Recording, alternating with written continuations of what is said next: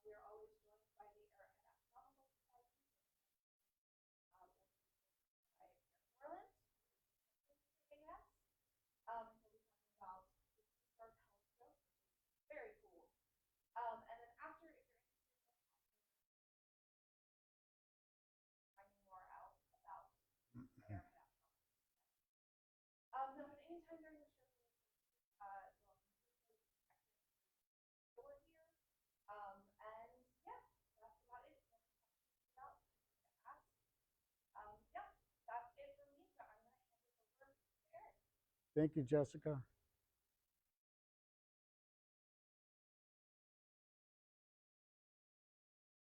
Well, I hope some of you got to see the solar eclipse. That was quite an exciting event. In, in geologic time, you could have a 20-mile line of hairs, and we live in one hair. In astronomical time, you could have 100 miles of hairs. We live in just that one hair. So we get this opportunity in our hair to discover something about life on Earth, or life in the cosmos. And what I'm going to be showing you today, I think, is a great tool, an educational tool that can open up a person to discover more about the cosmos. And it's called the C-STAR telescope. And it just came out about a year ago. And since it has come out, Celestron has come out with their own version, and there's a couple others. But this is a economical unit. So we're going to take a look at what C-STAR is all about. If I can get the right button. Here we go.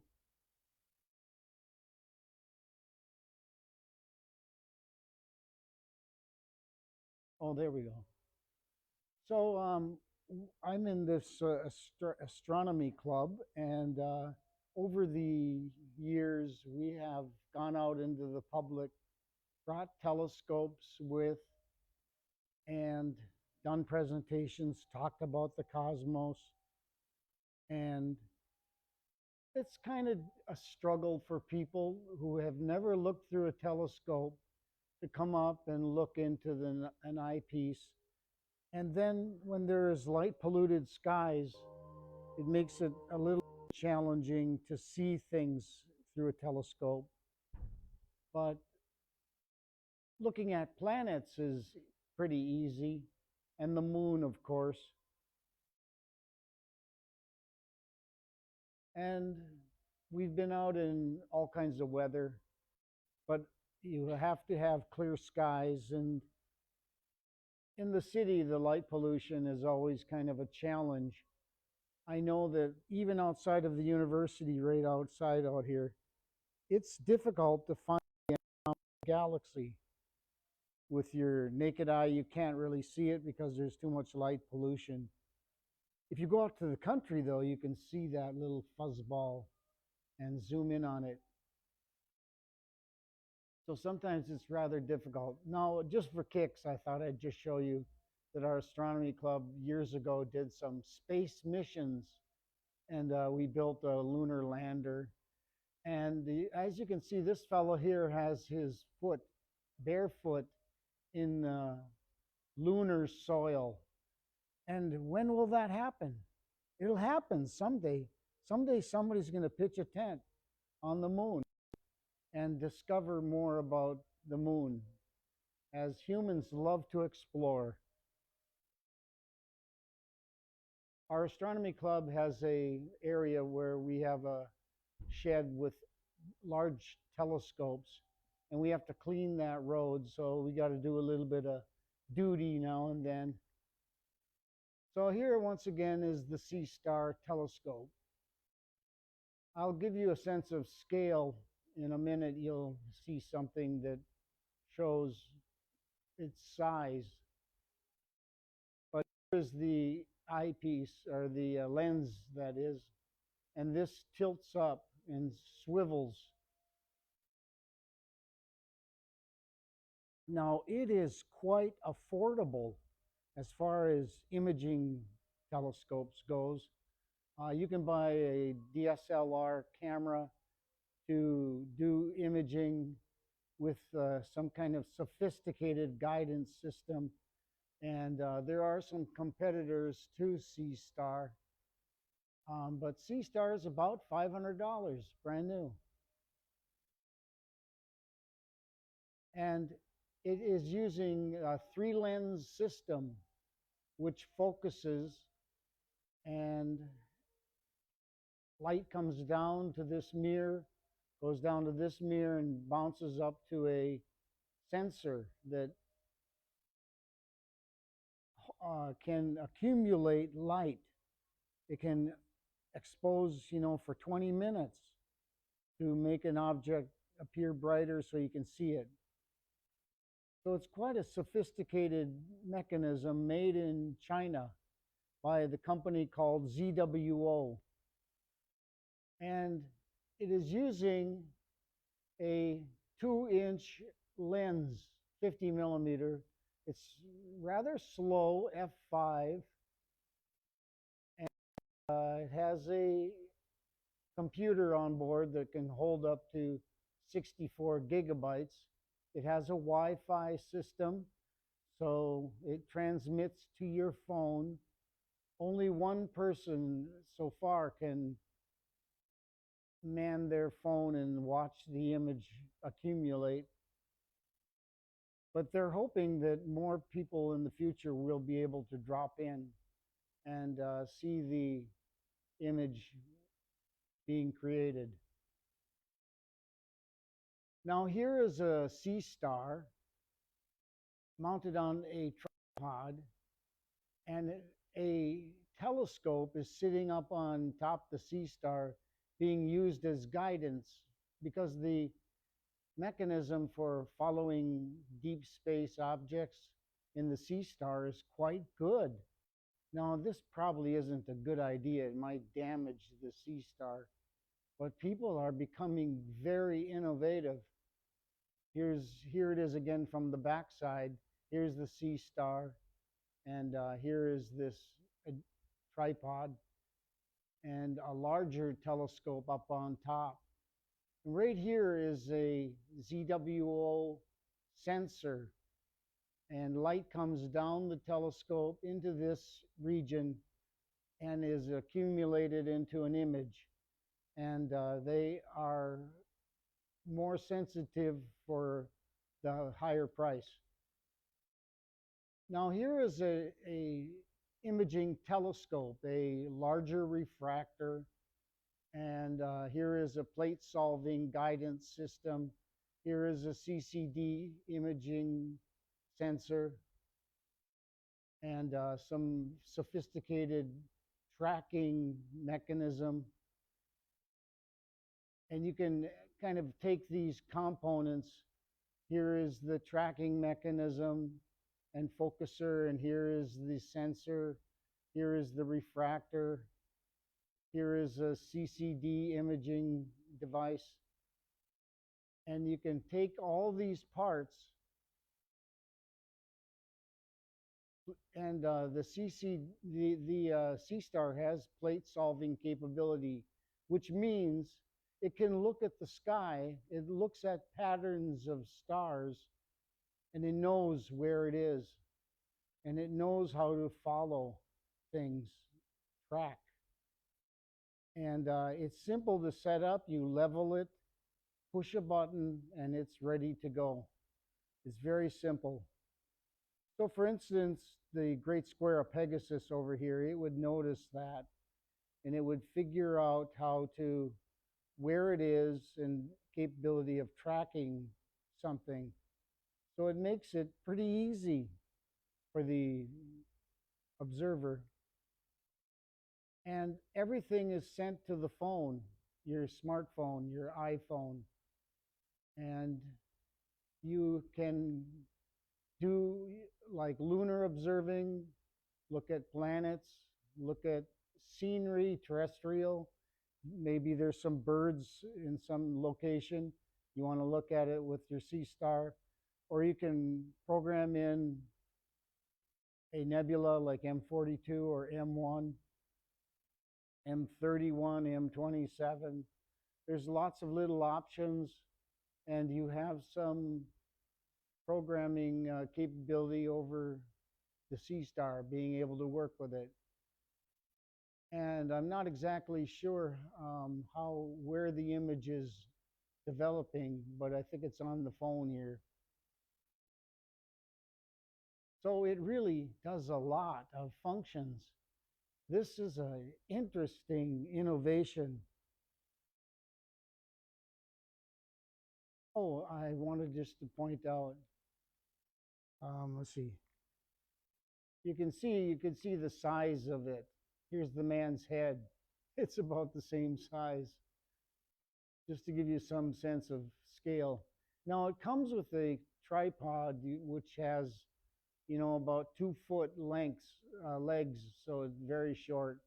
And here's somebody, now again, you have to level up the telescope, the imaging device, by using these adjusters right here. And people have found it's rather difficult. So they came up with this idea, a triangular shaped platform with adjusters to level, and I think there's a little bubble that you can watch. And it's important to get it leveled, so that's one way to do it. And it's just exciting to see people coming up with innovations. They're taking this and making it better. Here's a simple light pollution protector to keep glare from coming up against the lenses.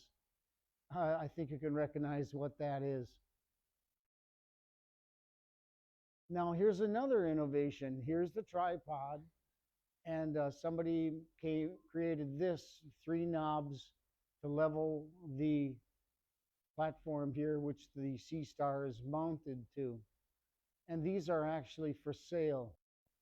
And in just about 6 months, these new ideas and products are coming out, and probably Sea Star will incorporate them into their next generation of design. Here's somebody using a larger tripod, and you could use a 5-foot tripod if you wanted to get it up to eye level. But stability is important, and the higher the tripod, the more that it might jiggle.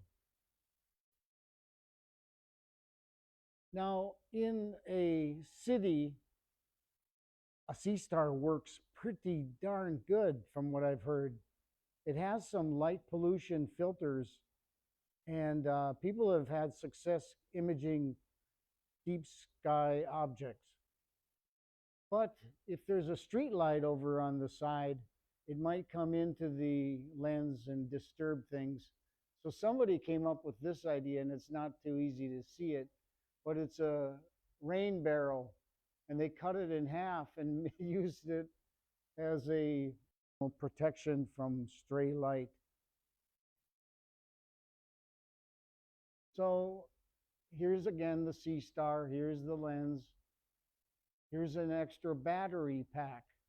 After about 6 hours, the battery begins to deplete.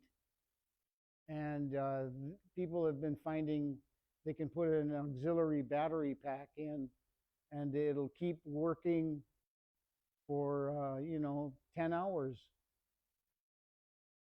Once the battery goes dead in the telescope, it kind of goes into a shutdown mode, and some people have lost the image that it was developing, but others have found it saves it.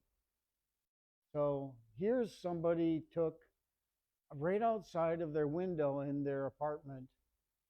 Here's the window frame, and they made a platform outside like an old table, and put it outside, and then they put a box outside, and with some light protection sides from the box. And they put their sea star in there. They close the window and go inside and they watch their image develop during the night. They can just sit on the couch and enjoy. So that's one way to do it. Now here's this leveling device that somebody is offering for sale from High Point Scientific. And here's the bubble that is important to get it right in the middle.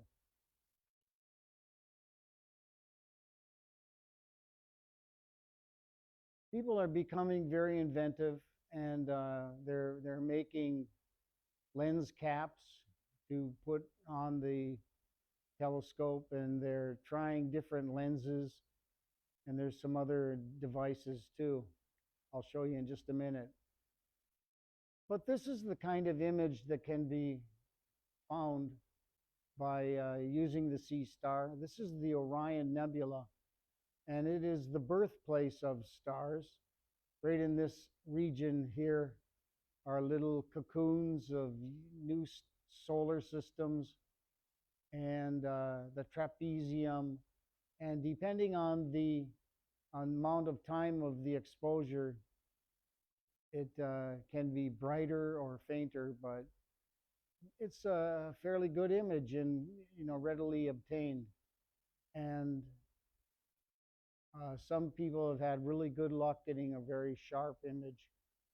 Now, just before the total solar eclipse, some people were going to use a sea star to image during the eclipse. And they got concerned that it might overheat the sea star. So they covered it with aluminum foil. And I've seen some good results that people had. I don't know if it was really necessary to do this, but they wanted to protect it from heating up. Here's another one using a automobile sunshade and a little cutout for the sea star. I love seeing the inventiveness of people. The moon images are sharp and a nice color, and pretty easy to set up and get an image of the moon. And you can kind of see a little bit of a brown area in here, and that's some of the true color of the moon. And here's Tycho, the big crater, with 1,000 miles of rays that splattered material out of it. Here's another one, and I think it's fairly easy to obtain images of the moon and find where the Apollo missions landed. So that's pretty cool.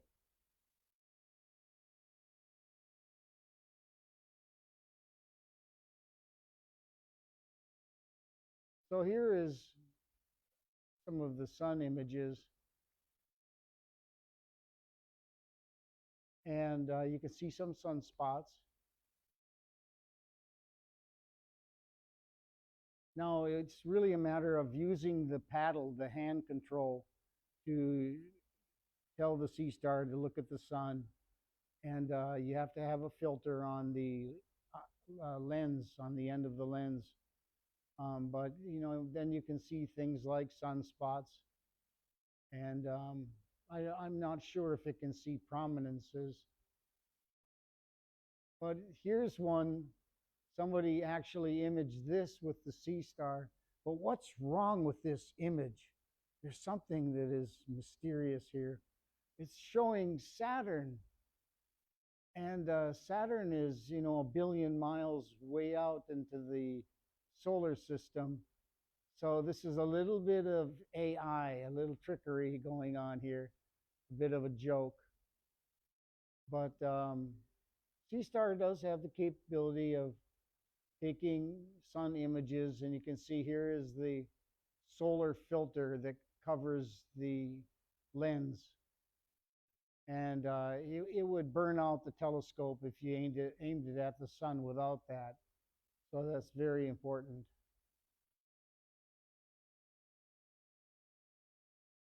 It's a nice looking, handy device.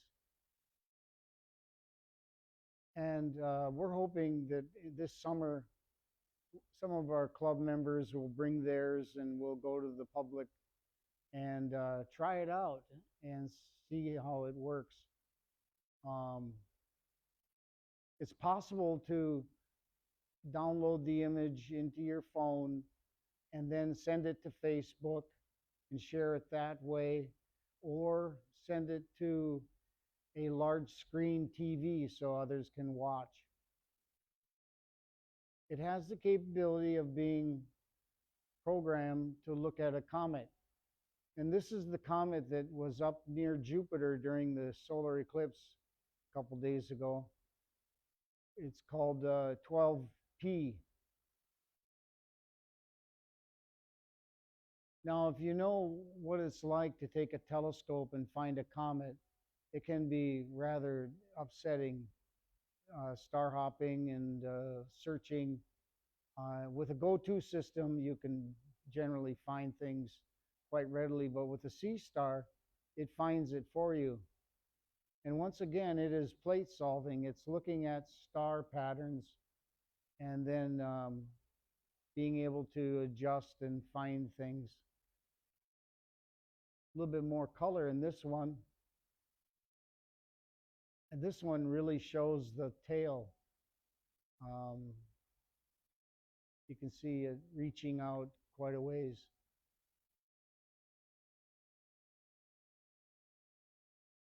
There's all kinds of nebulas that are possible to look at with the C-star. Once again, here's the Orion Nebula in a little bit different kind of exposure, maybe not as long as the previous one, but you can see some of the faint arms of the Orion Nebula.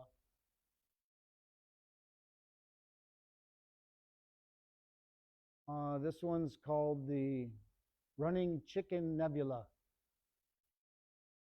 So you have to use your imagination a little bit. But these are very faint objects. Really, to look at it with a visual telescope, you would just see a little smudge. But this is kind of like early Hubble when it came out. It was showing us deep space things. It's not as sharp and quite as bright, but it's pretty good.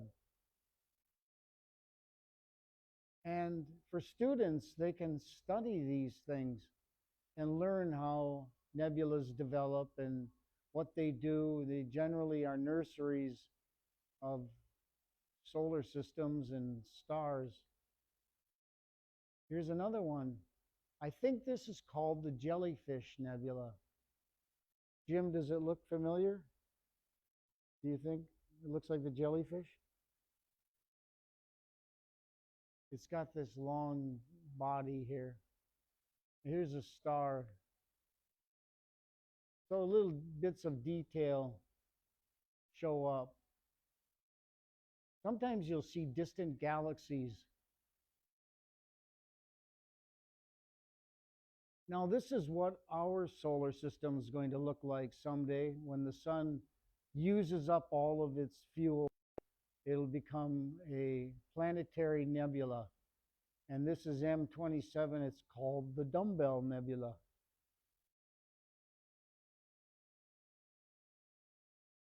And then when a large star dies, it's horrific. It goes supernova, and it splatters all kinds of chemistry into the cosmos. And this is the remains of a supernova. It's called the Veil Nebula.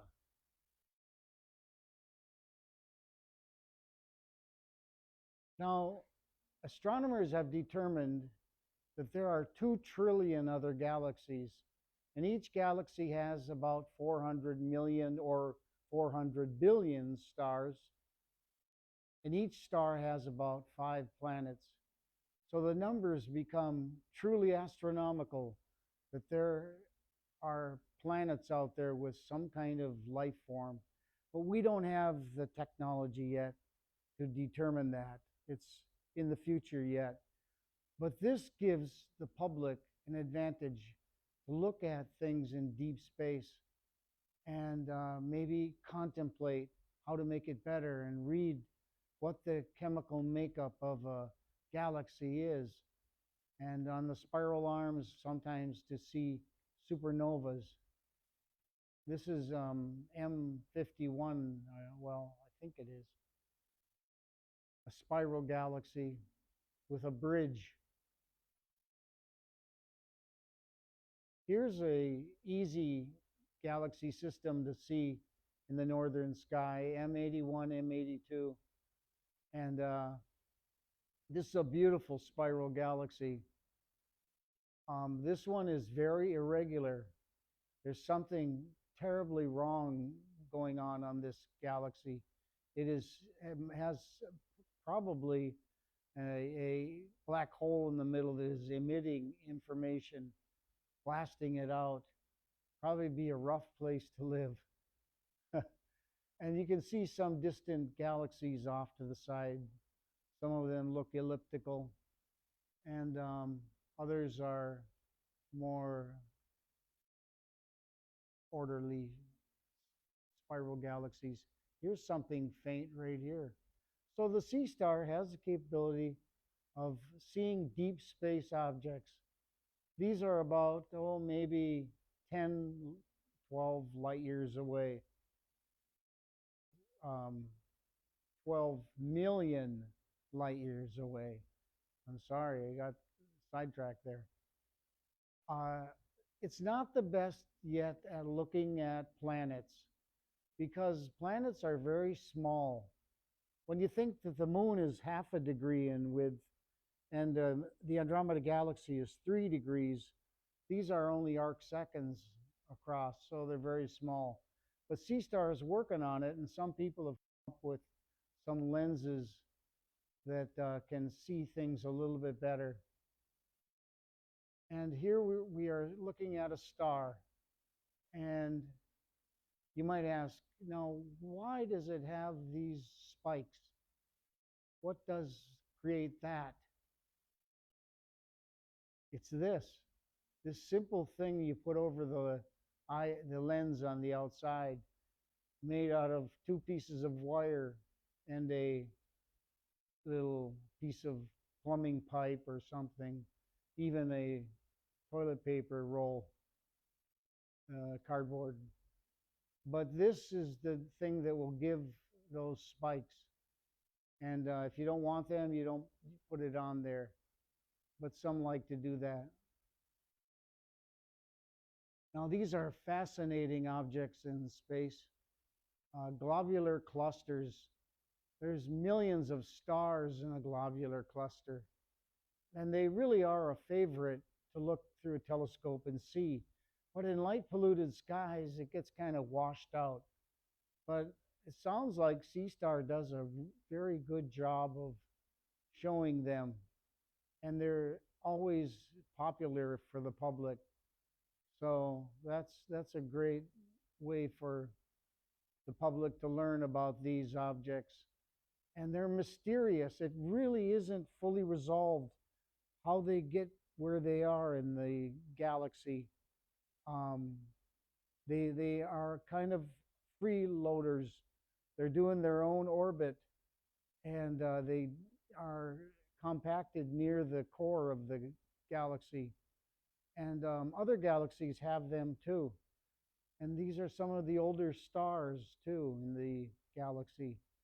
So this is great. It gives something for young people to research and look into. And here's from a couple days ago, some of the solar eclipse by Mike Sangster using a C-STAR. You can actually kind of see the moon here. It has enough sensitivity. And this is called the diamond ring effect. And it usually starts to occur as the moon is moving out away from the covering of the sun. and sunlight is passing through a lunar valley and gives that beautiful effect. And I witnessed that a couple days ago. That was just beautiful, and the whole audience gasped, just cheered, and that was as much fun as watching the event. So it can even show a prominence right here, and here's some more right in here. And then this would be the corona, the outer atmospheric area of the sun. It's quite a hot region and always varies in its size. So using the sea star to watch a solar eclipse gives it even more completeness and versatility. And here is that totality looking at some prominences, and some of these are called Bailey's beads, and I saw those too. So what a great device and good teaching tool for people to use. And sounds like this summer the university here is going to get one. So it'll really be handy to try it out.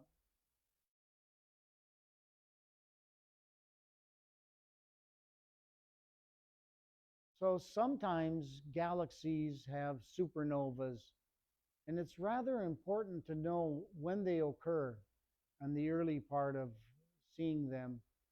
And the more people that have sea stars, the more eyes are on the cosmos, and they might be able to see these events happen quickly and report that.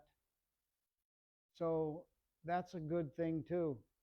And these are research items that many PhDs like to look into, the formation of supernovas. So they're quite an event. Does anybody have any questions? Well, I hope that you get to see through a sea star someday here in the future. I think it's something that's going to revolutionize amateur astronomy. It's probably going to expand and bring more people that really don't know much about this hobby and this educational opportunity. But it's very easy to use, and I think it's going to be a lot of fun in the future here. How many of you would be interested in trying a sea star? Oh, okay. Yeah. Do you think it's too expensive? Maybe. It's quite affordable. You can blow $500 pretty quick.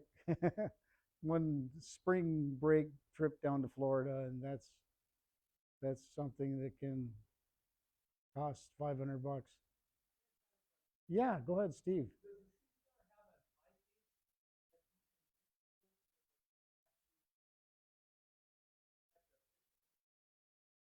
I don't think so. Jessica, do you know? I don't think it does. I think your phone becomes the eyepiece. I mean, the image. You can watch it develop. Um, so it does.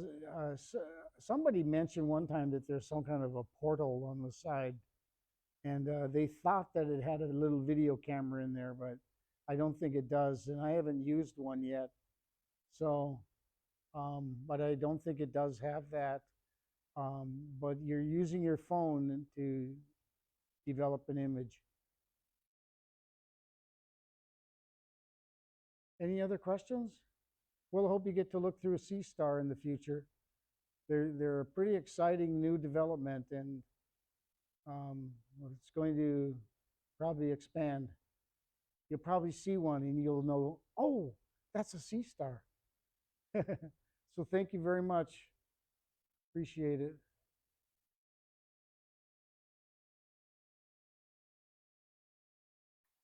Thank you.